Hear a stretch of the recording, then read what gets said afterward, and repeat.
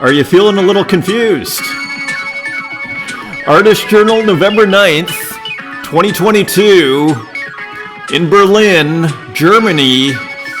My name is Adrian Pocobelli, and I welcome you back in a huge, mega shout out. This is a show of surprises here today, guys. A show of surprises and a mega huge shout out to Xander Price. Thank you for this wonderful portrait. What a surprise it was for me. I was working like crazy yesterday. I think I put in a 14-hour day yesterday, just getting everything done that I need to get done. And I turned on Twitter after being off of it for a couple of hours, and much to my surprise, I saw myself. So a wonderful surprise. And I got to say, it's, as I put in the comment, in a couple of comments, very humbling. I mean, I started this show, not really expecting anything, to be honest. And oftentimes that's the best way to start things, even a work of art. Not trying to make a masterpiece, but just starting and seeing what happens. And sometimes your best work comes out. And this whole show, I really expected very little. I just thought, okay, I'm just going to put a record out there but at the end of the day, I did think, if I do this for like 200 days, it's going to probably go somewhere and it'll probably help me. But I am, I guess I don't want to say I'm shocked, but I am. I'm totally shocked and surprised at how this community has really just kind of embraced this program. So thank you to everybody, and thank you to Xander Price. I mean, there's a lot going on in this work, isn't there? So we have our host over here. At first, I wasn't sure, this is not a mirror, this is a portrait, right? And a very nice portrait. Someone pointed out, I mean, it looks exactly like me, I think. It looks like it totally captures me. My sort of strange, flexed out facial muscles, right? I mean, sometimes I always look at these YouTube thumbnails and I'm sort of like, I guess that's me, you just go with it. And I think Xander has captured me quite well, even down to the color of the eyes. But anyway, I don't want to focus too much on me, but again, imagine that happening to you on Twitter. I'm sure it's happened to some of you. What a day yesterday. And there are more surprises in store coming up. Continuing on just with the piece, though, with Xander's very complex piece here, a narrative painting, and we have Bob Ross painting a Tezos, a black flag, almost like a pirate flag, which I think we all identify with. This show is a bit of a pirate ship of sorts, isn't it?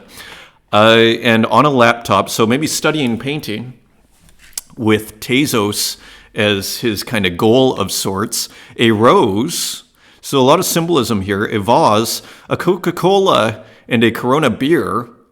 And so this is probably just his workspace. In my room, this is called, and this is interesting as well. We have the banana, the famous banana. I can't remember, the very famous prankster artist, as we all know from Art Basel Miami last year, the banana taped to the wall. So a little bit of maybe a reference to pranksterism of sorts. And here it looks like a skateboard with, America illegal business controls. So very interesting. And a Stussy, there's always so much detail in Xander Price's work. And a Stussy shirt, but it looks like altered with a rat or a rabbit of sorts. And of course, the alter ego, Xander Price himself. So again, huge shout out to Xander Price. Thank you for that. I mean, my girlfriend loved it too. Yeah, and the hair and everything. So anyways, I could go on and on. For those that might not be familiar with Xander's work, I was first introduced over here with this awesome Mark Zuckerberg painting, On Duty. I still want to pick that up. 40 Tezos though. Tezos is getting very cheap right now. And isn't it great? As the crypto markets crash, yeah, it affects us. We transact in crypto, but we're still having fun over here, aren't we? I was just thinking things are crashing and we're having a ton of fun. The party continues. So anyways, here is Xander's work for those that are not familiar. And of course, yes, this was, how I got introduced to his work. There's a gallerist I work with, Stephen, in Minnesota, my one gallery that I work with. And he saw, this was the first episode he saw, was where this painting was shown. He's like, that is an amazing painting. So Xander, get out there, because there are gallerists who think your work is phenomenal. So isn't that exciting? Another surprise. Look at this. So yesterday was a surprise. Then I wake up. Haiti is wishing my mom happy birthday. So happy birthday, Mom, via Haiti. I thought, oh, that's nice. And then I go to my object and look at this. Look at this. I was shocked again and surprised by this wonderful community here. We have something very special going on here. You know, it's almost, I feel like it's a community of outsiders have found each other via the internet, and it's a wonderful thing. So Artist Journal, super cool. Hype the Art, which is the name of the piece, a Haiti Rockette, one of one, Glitch ROM work, Hype the Art via Haiti Rockette. Haiti, again, I was rendered speechless yesterday, as I said, a rare occurrence, and this morning as well. Super cool Pocobelli Artist Journal. So anyways, guys, this is awesome. This is why, it doesn't get any better than this. I've never seen an art scene like this. I am just thrilled to the bone, okay? And Rorich is also wanted to wish Mom a happy birthday. A little late, but better late than never. And so shout out to Mom from Haiti and Rorich. So the fun continues over here. And a quick shout out, I sold a bunch of these 8-Bit Nature series to Eilay. So just a quick shout out to her, and also to Lewis, Baker Island, who actually has a comment here as well. So thank you guys for the sales. So, bear market, crypto crash, what bear market? We're having a ton of fun here. So continuing on, a couple of comments that I want to highlight. ASCII, we were talking about the music playlists in the ASCII house. ASCII can wait, but wants the ASCII stuff, maybe not doing the show weekends, but adding tunes to a playlist. As I said, a very fun idea. I love this idea. Yes. Maybe, I'm not sure about this weekend, but you know what it's going to take? I was thinking to myself, I just got to buy a bottle of wine and kind of have a couple of drinks on my own. And before you know it, Spotify resurrects. And before you know it, you guys are going to I'll be drinking and tweeting again and saying stupid things. So anyway, that is, I'll go buy a bottle of wine for ASCII, and then we'll delve into the Spotify. I love this idea, and I think we're going to do it. I'm going to make a playlist, and why not? All we need is, it takes only 2 people to make a party, ASCII, and everybody else is invited. Also, Baker Island, Luis Lantigua. So we were talking about cross-chain diversification yesterday, so let's get into it here. I agree with you that ecosystem diversification for artists is important. In my crypto journey as a proud baker for Tezos, I have become a Tezos maximalist, and I would love to persuade you a bit about decentralization. I'm kind of sold on it already to a certain degree, but I take your point. If I'm saying, hey, let's go hang out on Solana, it's a massive debate, because some people, as we're seeing, Cherniak, I think Daniel Cherniak, he was saying how Tezos was overly, centralized. So it's kind of a huge debate what makes decentralization. Obviously, it's the ideal, right? Because just not relying on anybody, for anything, right? It's all decentralized. That is the ideal. Continuing on, technically speaking, and if you think in terms of network security, decentralization is huge to protect your creations and investment. We can make the same argument, and I agree with you. You know who I'm excited about? And I mentioned this about 20 episodes ago. I have some locked up DOT, but Polkadot. And that's something that's completely not on the NFT radar.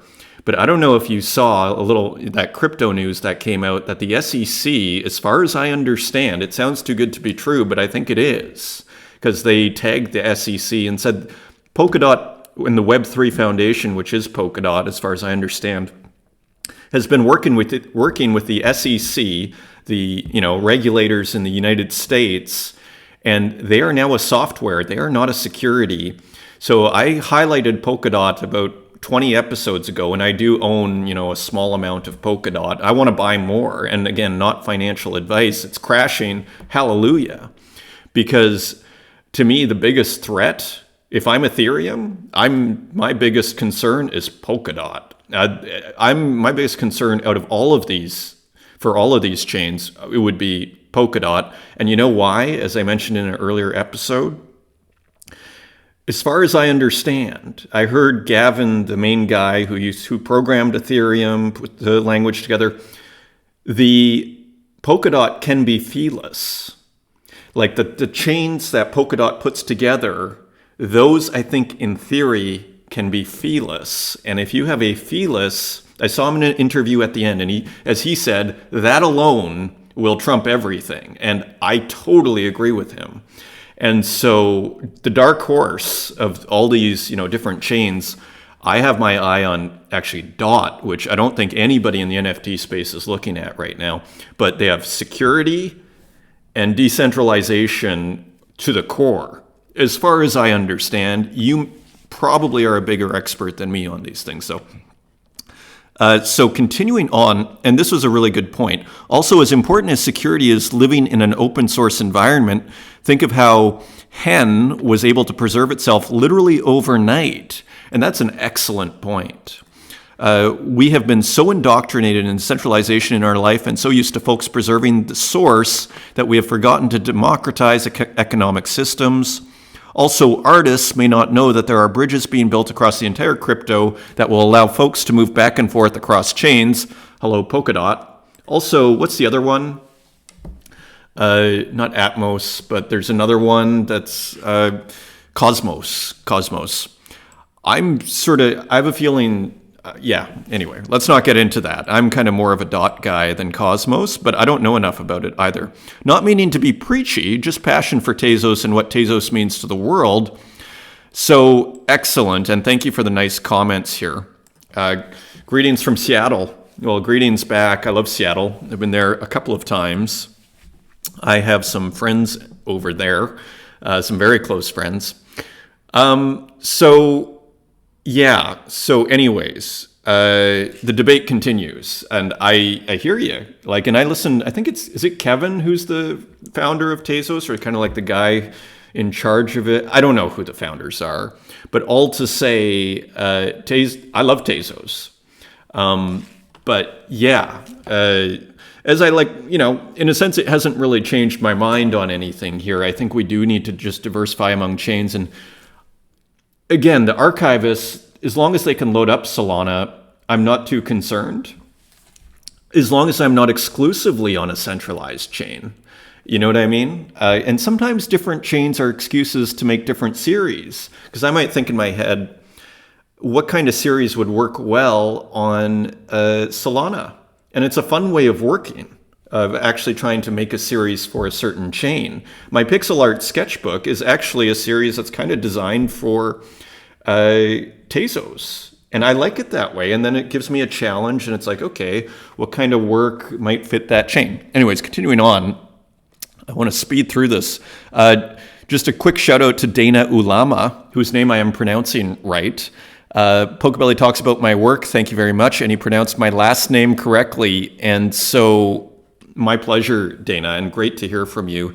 I'm a huge fan, a recent discovery via Limbo. And here's a very cool GM from Dana Ulama that she released yesterday. So yeah, just a really interesting artist. And we looked at her work from a year ago. When you look at the evolution that's occurred here, again, just like Rat Cloak, where's us going to be in a year? I don't know, but it's pretty exciting. KHC, Kurt Hustle Collective, spotted in Prague, Czech Republic. I was just in Prague. I had nothing to do with this. As you'll see, I had something to do with another one, which I will bring up. But look at this. And I have a friend I sent my YouTube video to, channel to, and she was like, in Saskatoon, and she was like, who's Kurt Hustle Collective? Those guys are awesome. And so there they are in Prague. So anyway, that looks exactly like where I just was, Prague. That looks like a typical Prague street right now. This I did have something to do with. Kurt Hustle Collective spotted in Brooklyn. Now, I was kind of low-key about this. Like, I didn't really tell anybody. I didn't tell Kurt Hustle. There's a Haiti work on there, and there's like a couple others who we'll look at here. Because a friend of mine who's a curator, Leo Quelb's collection, they put on a show called Light Year that's monthly on the Manhattan Bridge here. That's what this is. And he was just asking if I knew any NFT artists, so I sent a few links, and then they got put up pretty quickly. And I should have reached out to the artist because I think it's just good form to, and I think you should ask for permission, right? And so anyways, it happened very quickly. And so I was just like, okay, whatever. Let's just be low key about this. And who's going to notice? Well, they noticed. So anyways, and people seem happy about it. I mean, I should have put my own work up there as well. I literally forgot. So here are some of the artists. It should say Kurt Hustle Collective, not JNK here. Again, it was very kind of, no money changed hands. It was just like a curator. Hey, do you have anything? I do this monthly thing. And I sent over some links, and before you know it, they are up. So anyways, pretty awesome. I should have sent links of my own work, that my space work, Space Odyssey work would probably go really nice on that bridge. So anyways, maybe, yeah, so you can, ultra shorts and NFTs. And yeah, you can just get a sense. So projectors again. Yeah. So anyway, there it is. Can we see the Haiti work here? There's the Spuggles Maskinen. And so anyways, there's the Haiti work. Yeah, so anyways, if anybody has any issues, just drop me a line or anything. But I think, it's kind of fun. So all good. Hopefully all good. It seems like it's all good. I messaged Kurt Hustle and all good. Pupil La Dilatada, which I'm probably not pronouncing right. Santiago just kind of highlight this. Psychedelic digital art show. I think that was show, not salon. Show. So anyways, just a heads up here on the Spanish front. I think that's Spanish. So continuing on. Sorry guys, another thing I want to do is shorten these programs, and I'm not doing a very good job of that right now. Vertical crypto art in London. So I thought just in terms of displays, I thought this was kind of interesting just to contrast, because it's just one of the many things we discuss here is how digital art is displayed. And so it does look a lot better. If you're going to go with the TV screen or the digital frame, that does look a lot better than, I guess, what we saw in NFT London. So, I mean, it's still very tricky. I mean, maybe what we're not seeing here sometimes is how this art gets cropped, right? And because I've had work on TVs, and usually the first thing they ask you is, do you want it to be cropped or not to fit the 16:9 ratio? So vertical crypto art put on what looks like a pretty big show. They also have a space in Berlin here, which I walk by every so often if I walk to the gym. And so continuing on, Runetoon and Joe Rogan's dad collaborated. So that's a lot of fun. I don't know if I've ever seen Runetoon put out a new work since I started following him a few weeks ago on Object. So family business and two well-known players now on the Tezos scene. Of course, Joe Rogan's dad here. Two cousins take care of business from a secured location. I assume this is Runetoon. Digital animation created using a combination of Photoshop and AI tools. Already for $38.80 is what you got to pay for this. I think it sold out very quickly. Listed at $4.14 Berlin time, and basically sold out within less than 2 hours. So congratulations to Runetoon and Joe Rogan's dad. Very cool. And so there was some AI, so they collaborated, and I guess they're cousins. So all in the family there. Some bullet magazines and a grenade. Okay. For the censors, walk in on me here. Okay, so continuing on, look at this. I thought this was really cool. So I haven't heard from Typed Art for a while. I made a few pieces. I have ideas for other works I want to make on there. I made some of those TB303s and the 909s, speaking of Acid House. So Pale Blue Pixel made a new, and I thought this was a really nice work. It was fun to make this Space Invaders ASCII in Typed Art, although it only works for the desktop version. Luckily, we are on desktop, so here it is. Let's see if this works. Zooming in. Yeah, so a really, really nice work. Edition of 41 Tezos, so I picked one up. I mean, Tezos is like at $1.10 right now, so it's very cheap to buy art right now. If you ever want to be an art collector, like now is your chance. If you're just starting out, you're not going to get much better deals. This is, $2.40. Okay, another ASCII work. Of course, this is by Dan Control, who is experimenting. And what is the name of this? Yu-Gi-Oh! The Back of the Cards. So I guess this is some kind of card game that I am not aware of. And so anyways, I'm very interested to just keep watching how Dan experiments with ASCII. Look at this, Kristen Roos, who we know from several of his abstract works, which are highly collected on Tezos, A New Direction with My Weaving. Excited about this new series. So this is a whole other way of rendering art, particularly pixelated art, is Tapestry. And there is a great tradition of Tapestry. So, and I think they can do, and feel free to send me a name. Again, if you post links in the YouTube comments, I can't see them. They just kind of get disappeared. You can tell there's a comment, but they get disappeared. But if you know the name of a weaver that does digital art or that can do that sort of thing, I've looked a few times. I know it exists, but another heads up, say like Popple, again, think of weaving. And again, if you're like an artist and you have tapestries, you have screen prints, and you're doing NFTs, it's just good for business, and it's a lot of fun. And it just, like my friend was saying, you should make a sculpture from that show way back when, just to make it look like you have more depth. That's what you need, is basically what he's saying. It's like PR advice, public relations advice. You should make a sculpture, which I thought was great advice. I haven't followed up on it yet. I'll just add it to my list of things to do here. But what was his name? It's not Paul. That's what I thought it was last time. It's not Dan. Anyway, here is another work. Let's see if we can get the audio going. Here we go. So, 3 minutes and 32 seconds. We are not going to play the whole thing. But look at what this is combining. We have pixel art, which is, like, basically we have a single, and it's a side A and side B.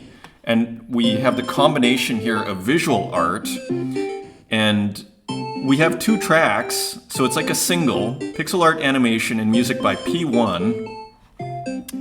So just a very interesting, again, we're seeing this more and more, this combination. Again, the rebirth of the single, this combination of music and visual art as an NFT, and now the visual art is moving, and it's almost done like pixel art. Like, a lot of worlds are colliding here, and so definitely worth our attention here. Is this for sale yet? Edition's at 20, minted, so not yet, so you can still get that. That's Pixel Scrapbook by P1. Very, very cool. A couple of color studies from Michael Micasso.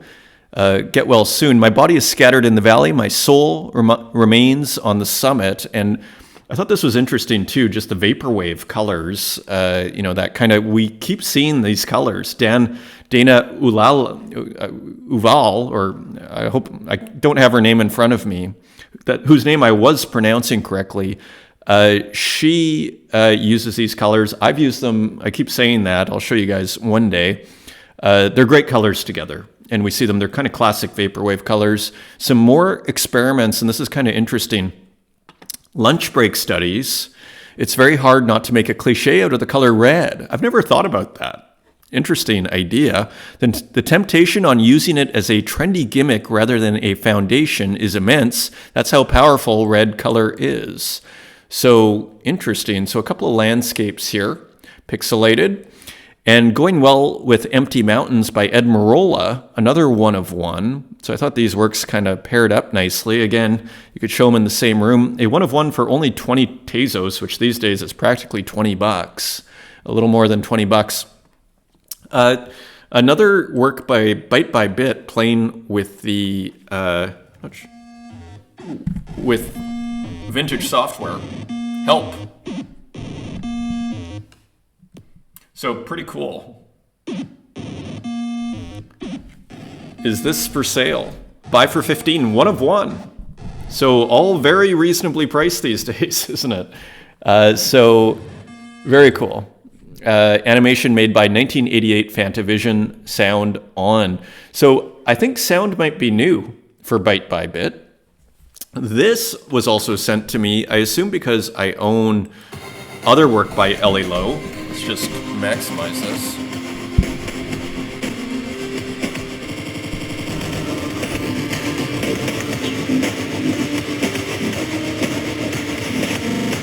So Trash, right? Trash artist. Probably my favorite Trash artist, actually. Like, yeah, like it's very rock and roll. Again, you feel like you're, or even like Berghain, you feel like you're at a massive nightclub in Berlin is kind of the vibe that Ellie Lowe gives. So I believe this was sent out to previous holders, is how that one worked. So very cool. Trash Bag, Trash Birth, number 22. And look at this work by ASCII, not minted as far as I know. I went to his foundation and his object to see. So playing with the crash, right? The big crypto crash, and there's the MetaMask, fox that we see up there. And I thought just a really, really cool work. And you see the market's going down here, and the fox is looking down. Just another very well thought out work by ASCII. Morlakos, who I feel has been gone for a while. I think he went to Bitcoin World or the Rare Pepe World for a while. He has a work as part of the Drank DAO series, and look at this. Edition of 52, Purple Drinks, Morlakos. So just another awesome Morlakos work doing the Skeletor, which we remember from He-Man back in my youth. I'm old enough where I remember He-Man. I think I had an action figure. So just a super duper cool work by Morlakos. Loved the color and just done in his trademark style. So very cool. And of course, the ladders in the clouds are just pure Morlakos. Working Conditions from Home. This is by Turkarak. And I just thought again, you could argue a art of the present, not my present, I think, but kind of like, I like the edge of Turkarak. I think Turkarak has a real edge, which is why I keep coming back to it. Just kind of interesting. Working Conditions from Home, buy for 5 Tezos. Continuing on. An interesting work in progress from Minta. So I guess she's getting some negative comments. Inspired in comments I've received recently. What else can I do but make art out of them? Stop Minta art. We want gangster art. No more concept. So I guess people are criticizing. Yeah, that comes with the territory. You know, again, as I said in a previous episode, like 98% of being an artist is rejection. That's why it's so beautiful, really, what's happening here with this community and just doing little gestures, not so little gestures like we saw from Xander and Haiti. I mean, really. So, yeah. So anyway, she's minting tomorrow. I'm tempted to just buy in. And it's a beautiful work too. Nice, like, it's tempting to leave it unfinished, isn't it? This nice non-finito. Let's see what she does. And another nice oil painting from Tres A. Rodinx, who finds his way on the show again, Portrait of Gary Busey. And I just think a delightful oil painting, isn't it? Just a very nice oil painting. I mean, you know what another way of doing this would be, which would be really weird, but you could print this out on a canvas and then you put like maybe a layer, traditional oil painting, you'd put like a brown or a sepia or even like an orange underneath. You see that sometimes in my pixel art sketchbook or nostalgia studies. I'll put an orange like a brown-orange background. That's kind of a classic, or like a umber, or a burnt umber in oil painting speak. That's kind of a classic kind of oil painting, how you start building an oil painting from the foundation. You'll put a layer of sepia of some kind. And it would be tempting with this guy, as you print it on a canvas, you put a layer of sepia so you can still see through it, and then maybe you have a reference, and then you just kind of remake this as an actual oil painting, because it's actually quite beautiful. But maybe you don't need to. Maybe you don't need to do that at all. Anyways, is this for sale? At auction for $15. So yeah, there is a bid from Maestro Museum. Again, like beautiful work, So nice experimentation there. We see the finished version of Theremza's work. Let me just look. Yeah, Theremza. More music and fun.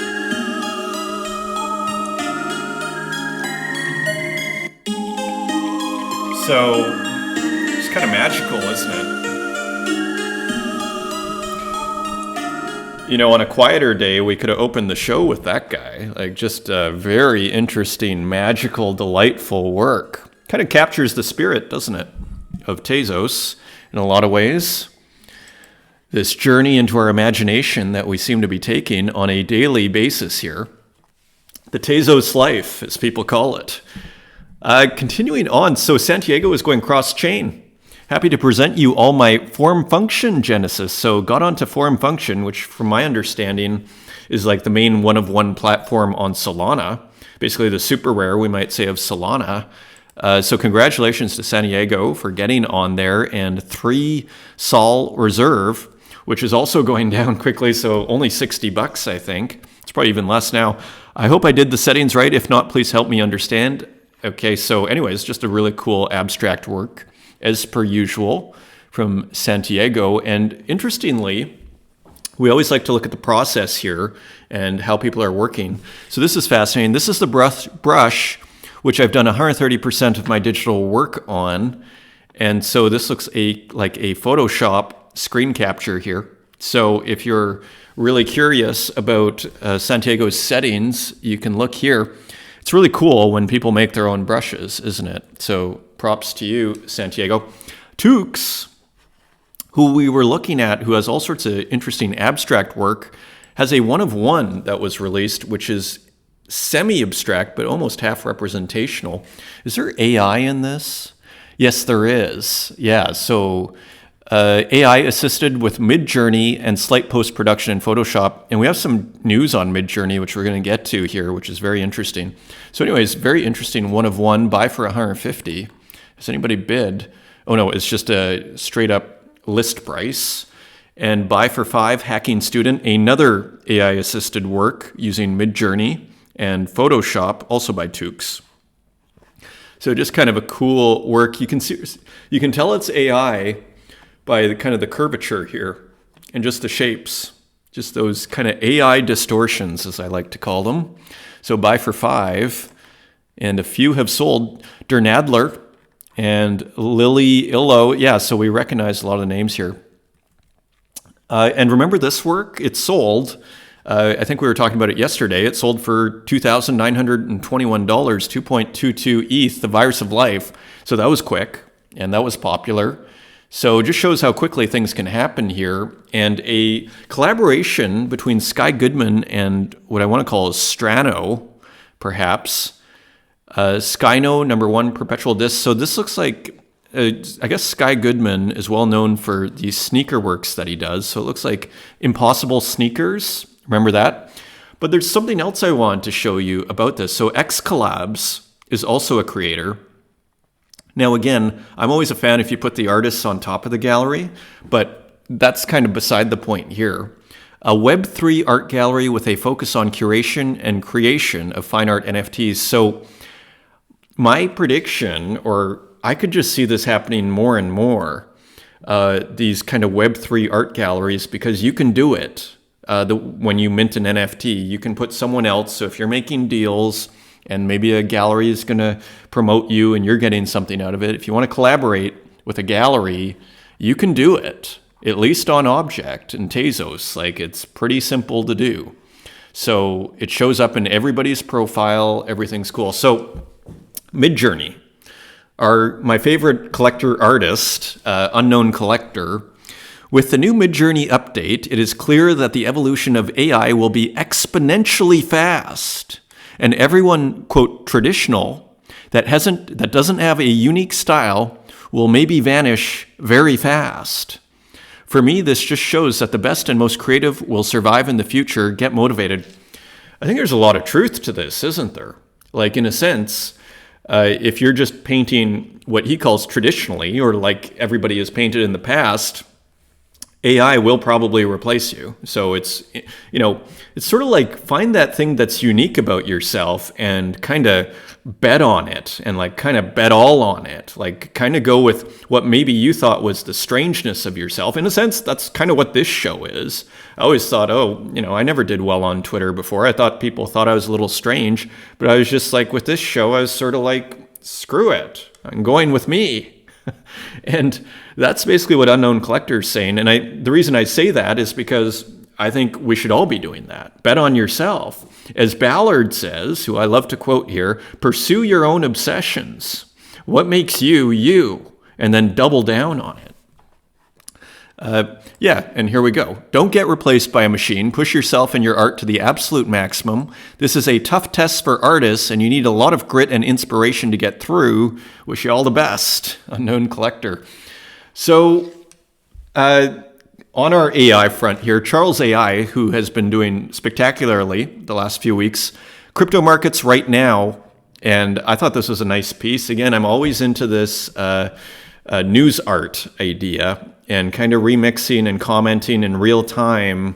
I think that's a way of making art incredibly relevant. So this another kind of example of how that might occur. It looks like Rome burning, or some sort of, AI sci-fi landscape burning. Look at this work by Venta. Buy for 10, only editions of 5. Really, I wonder if this is using the new Midjourney, because it looks spectacular. It looks very high resolution. I wonder how big this can print. I don't have dimensions here, but wow, like that is really seeming to go somewhere, doesn't it? Like it seems to be developing and evolving, and it's really just stunning. So King and Fool, very nice, right? So finally, just a few more works by Danielle King, who we were looking at earlier episodes, an AI artist who combines artists. And here, I thought this was worth our attention, Salvador Dali and mixing with fashion with Yves Saint Laurent. And of course, we see this in Strange Thing, more, we might say, Renaissance paintings combined with fashion. So anyways, maybe Louis Vuitton, maybe in his case a little more. So here are just some interesting, classic Dali shadows here. Long shadows, psychological shadows. That's, there it is.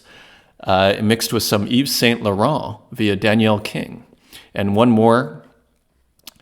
So there we have it, my friends. Another episode, and a big shout out to all of you. And may you all, lest we forget, Quila Nina has another acrylic work and another physical work, which we also like to celebrate here. Just a wonderful, wonderful artist. I'd love to get one of these originals. Acrylic and Oil on Canvas, 2017, Annabelle. Shout out to Quila Nina, who is experimenting with Procreate and has actually just released a piece. Anyways, thank you once again, my friends. A big shout out to everyone. May you have a productive day. And with that, till next time, take care.